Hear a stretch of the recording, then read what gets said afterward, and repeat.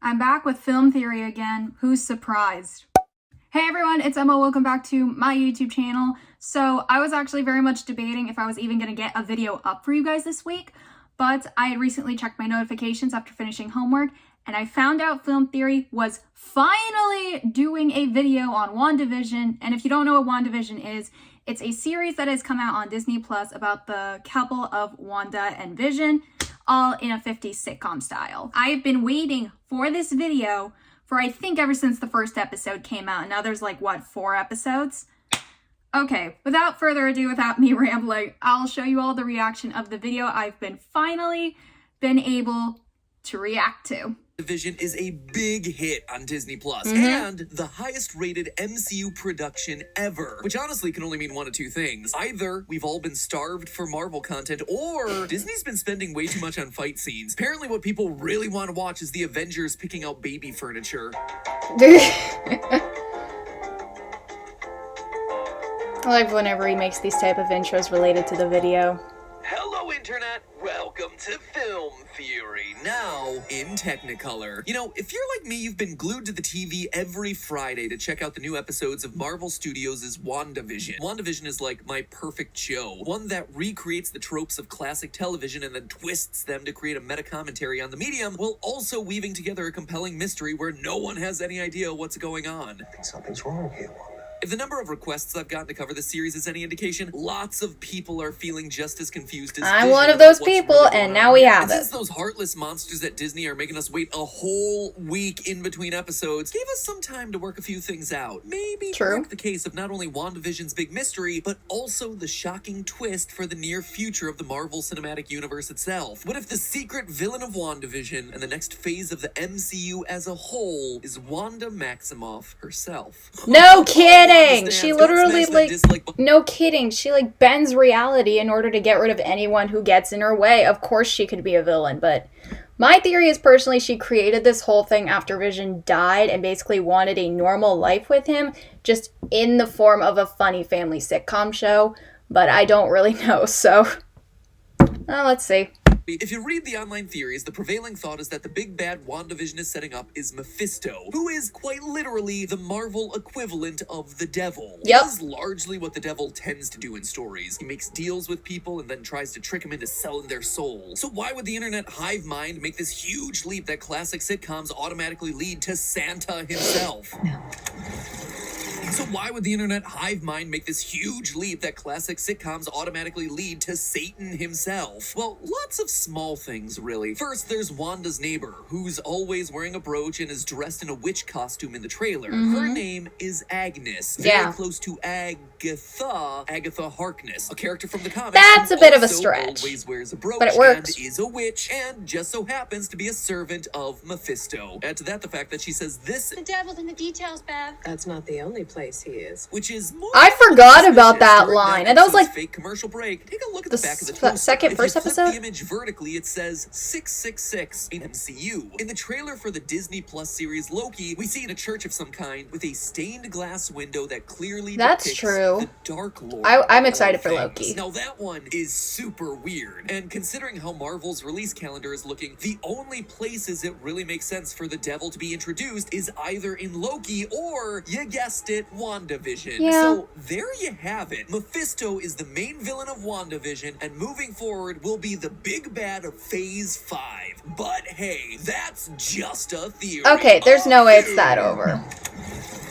If you read the online theories, the prevailing thought is that the big bad WandaVision is setting up is Mephisto. Except for one thing. Marvel knows how much we pour over this stuff to find out what's going to happen. They do all kinds of witchcraft to obscure the truth and make us buy into false realities. From Thor's missing eye in Ragnarok to Thanos' Infinity Stones. And in this case, I think the Mephisto Easter eggs are just that. Fun references to misdirect superfans. Because adding Mephisto into the story at this point is too risky. Not from a narrative standpoint, point or not wanting to get supernatural with it, nothing of the sort. I think it's too risky for one reason: China. What? China, as you might suspect, is a huge market for movies. Did you know that Iron Man 3 had 4 extra minutes inserted into it in order to get released in China, including an extra scene where it suddenly turns into a Chinese medical drama? That is not nearly as jarring as the moments when the film promotes Tony Stark drinking Chinese milk products. Probably only because I haven't seen Iron Man 3. Problem is, I've been a Marvel fan for about 4 years now.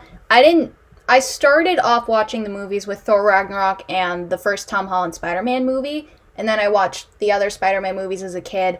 But I need to actually watch, like, the actual beginning, like, Iron Man movies, but Anyway, China tends not to release any movies that are critical of the country's past or current political regime, and along with that, Christopher is a ban on Robin. ghosts or things of a supernatural nature. For instance, this ban resulted in the censorship of the controversial film Babe, Pig in the City. Really? Because the censor had a policy against talking animals.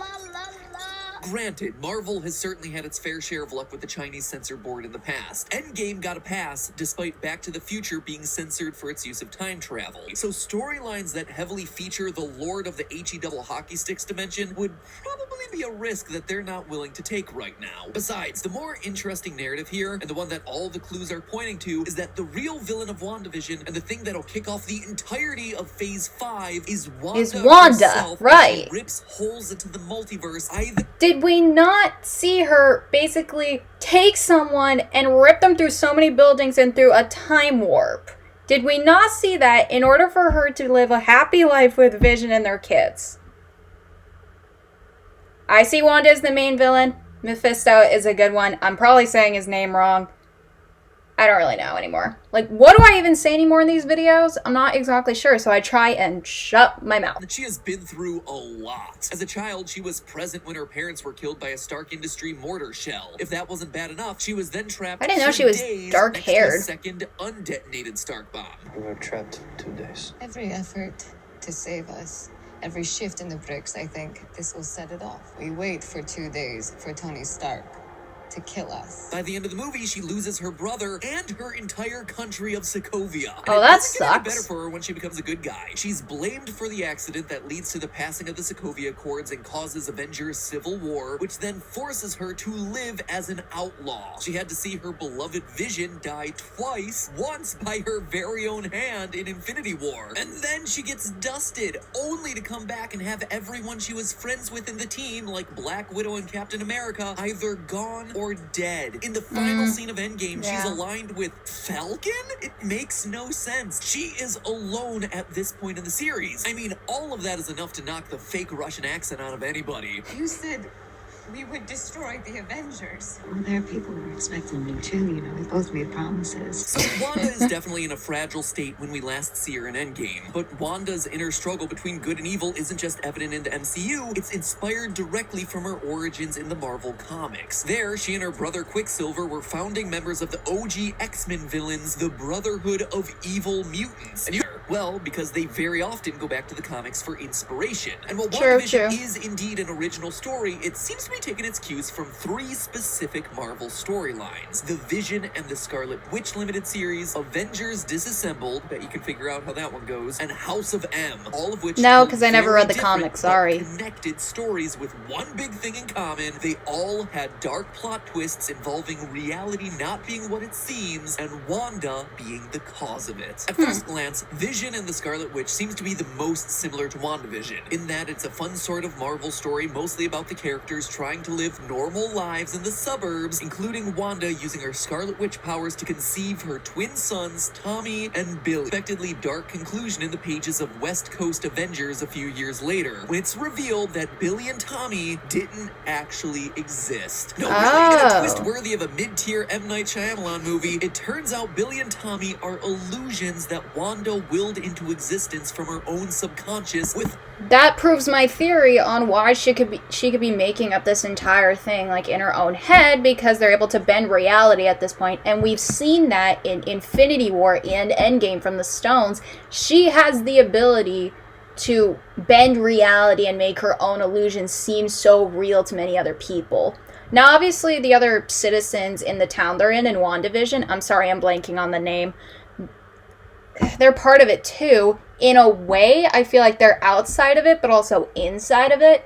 But I can't give a full-on explanation. You know how in the movies they never really explain what Wanda's powers are and they don't really make That's a whole true. lot of sense? Well, in the comics, they do explain them and they still don't make sense. Why was she up there all this time? The simple version is that she can alter probability and the nature of reality itself. So basically, she's not so much throwing cars at your face as she is creating a new reality wherein cars are now on top of your face. Anyway, the whole make-believe baby thing was arranged by Mephisto and a guy named Master Pandemonium. There's Mephisto whose again. name sounds a lot like the opening band for a Megadeth concert. It's worth noting, literally had babies for hands. Yeah, What? I know. Anyway, as you can imagine, finding out your entire reality and your children was a lie created in your own subconscious is gonna be kind of traumatic. So every memory that was related to Tommy and Billy gets erased from Wanda's memory, never to be mentioned again. But then, Aww. 20 years later, in the massive end of an era reboot event, Avengers Disassembled, Marvel decides, hey, remember that time you thought you had twins but you didn't because Satan would be as good of a reason as any for the Scarlet Witch to lose her mind so hard she nearly destroys the Avengers. In Disassembled, the Avengers are systematically destroyed by a series of disasters, betrayals, personal failings, and reappearances by some of their worst enemies, nearly all of which turn out to be illusions or psychic manipulations caused by the Scarlet Witch's reality-changing Wow. powers. The whole thing forces them to get a new clubhouse, let Wolverine join the crew, and ultimately reboot the issue numbering. So it was mostly an excuse to shake up the lineup and redecorate, but it was a huge deal in terms of redefining Wanda as one of the most powerful characters in the Marvel Comics universe. After that came House of M, which gave her powers yet another frightening dimension. Literally, when it's revealed that Wanda can do more than just change her own reality, she can create an entirely new one. In House of M, she traps the entire Marvel universe in an alternate version of itself where her brother is alive again, leading to her iconic line, "No more mutants," where she erases all mutant powers from existence, more or less. It's a bit of an oversimplification, but that's the broad strokes. So already I bet you could start seeing a lot of parallels here. A storyline about Wanda and Vision living a perfect suburban life and having 2 kids under mysterious circumstances. Getting some big Vision and Scarlet Witch vibes there. Her rewinding the show to rewrite how events proceed when she doesn't like the direction things are going.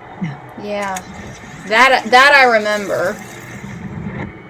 It shows that she has control over this world. Her getting mad and yeeting people out of sitcom has become a This bit is what too I was real. referring It to tells us earlier. that she has created, intentionally or otherwise, an alternate reality inside of this bubble. A perfect world where she can exist alongside her dead robot lover and her make-believe children. Is that why the other characters are so afraid of her? Are they prisoners trapped inside of WandaVision's alternate reality? I the never same thought way of it the entire that way. Marvel universe was trapped in the House of M reality. Hey, future MatPat jumping in here. Who knew episode 4 would reveal quite so much? Kinda sucks when your episodes take 2 weeks to produce. Means that you're working with 3 weeks worth of information when episode 4 is also there. So you just kinda gotta cross your fingers and hope it doesn't blow too many things up. Anyway, this last point actually seems to be confirmed in this latest episode. We see them go through person by person, showing that the cast of the show are townsfolk that are trapped in this reality. All except for one notable exception who goes unnamed. There was no mention of Agnes. Suspicious? I think so. A key part of the 3 storylines we just talked about from the comics is that Wanda doesn't necessarily turn evil in them. It's just that when she loses control of her subconscious, it sometimes goes to bad places and does bad things. So it's entirely possible that while she is the one controlling things in WandaVision, she's not actually controlling them herself. She's It's not from her aware that she's subconscious. the one controlling them. If the subconscious mind rearranges seemingly unrelated images and ideas into symbolically recognizable new forms, which we then recall as dreams in our subconscious. Like, say, a traumatic memory about a ticking Stark time bomb becoming a creepy ticking Stark toaster commercial. By Stark Industries. They Hear that literally say suspicious Stark ticking of the Industries. toaster? Listen again. Top and bottom heating elements can handle anything. And that ominous flashing light, that, my friends, is no toaster. That is the ticking time bomb of childhood trauma. We wait for 2 days for Tony Stark to kill us. Then there's the commercial in episode 3 about soap, which is a reference to Agent Coulson's theories about Hydra using soap as a mind control device. Would have figured it out a long time ago if it wasn't for the mind control soap. And the black and white palette could be Wanda's subconscious calling back to Vision's death in Infinity War. But why did it suddenly his whole turn back body to turned color? monochrome, which might just cause her subconscious to associate the black and white aesthetic of old TV with the last memory of that person being dreamed back to life. Now that is meta. The reality outside of her sitcom bubble, she temporarily sees Vision in his real dead form. Again, he's in monochrome. Am I the only one thinking that she may just be puppeteering the dead body of her boyfriend? Because if so, that would be awesome. Yeah, it would be, though. The undeniable truth here is that Vision is dead, and there's a high likelihood that the children aren't real. Or if they are, they're going to be taken from her. For the children. When the laugh track dies and the retro clothes go away at the end of the series, which you know they're going to, she's going to be left alone. Which means this series is going to end with one very unhappy, very powerful witch running loose in the MCU who now's unlocked the ability to make reality bend the knee. Is there a doctor in the house? Perhaps a master of the mystic arts? After all, in case you forgot, Elizabeth Olsen is scheduled to play Scarlet Witch again in Doctor Strange in the Multiverse of Madness in early 2022, but they never said she was one of the good guys. Multiverse of Madness, man, that is such a stupid name. It's like really cheesy, like awkwardly cheesy. Wait a minute. Multiverse of Madness. M-O-M.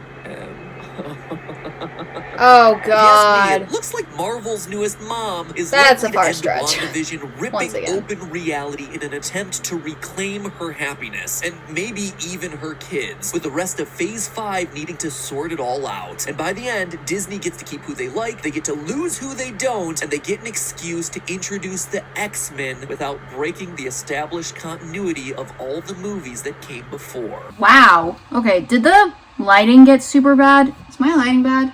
If you guys want to see the rest of the video, there's only 2 minutes I left out of it. I'll have the original video linked down in the description, but let's talk. I think he did a very good job with connecting all the previous Marvel movies into this one series.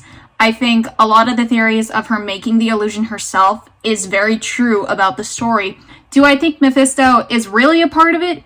Being perfectly honest, maybe. But I actually have the best feeling that this is really all of Wanda's psyche or her subconscious taking over and taking her grief and depression in a state of losing the one person she loved and not having children, from the comics, and bringing that all to give her a happy life. I think with all of that, though, that's actually going to conclude my newest film theory video on WandaVision. I will be binging the rest of the series until March 5th when it ends, but I hope you all enjoyed this video so much. If you did, you can subscribe if you want. I post videos every Friday of reaction videos. Let me know in the comments what type of videos you want from me, what reaction videos, and maybe what other types of videos. And with all that, I love you all so much, and I will see you all in the next video. Bye, everybody!